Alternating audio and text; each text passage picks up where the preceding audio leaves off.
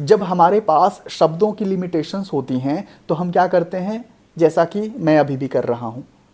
मेरे पास हिंदी शब्द नहीं है तो लिमिटेशंस, मैंने शब्द का इस्तेमाल किया। तो आपको कोशिश ये करनी है कि आपकी जो वैकेबलरी है वो बहुत ज़्यादा स्ट्रांग हो। अब वैकेबलरी स्ट्रांग कैसे होगी? इसके लिए आपको रीडिंग करना होगा। क्या रीड करेंगे? हिंदी की किताबें। बहुत ज़्यादा इसे कॉम्प्लिकेट करने की ज़रूरत नहीं है।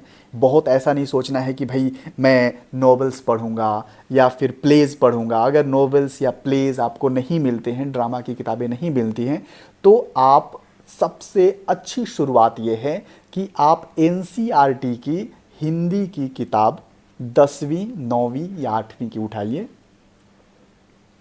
उसे पढ़ना चालू कीजिए।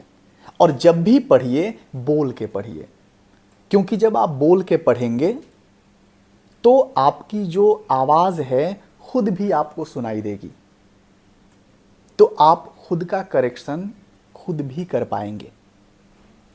नए नए शब्द आप सीखेंगे और उन नए नए शब्दों का उपयोग आप अपनी निजी जीवन में भी कीजिए। मान लीजिए मैंने कोई शब्द सीखा और उस शब्द का इस्तेमाल मैंने इसलिए रखा है कि जब मुझे फिल्म मिलेगी, मैं जब कोई प्ले करूंगा, तब जाके वहां मैं इन शब्दों का इस्तेमाल करूंगा, तो वो कारगर नहीं होगा। वजह, क्योंकि आपने उसे बहुत ज़्यादा वक्त नहीं दिया है।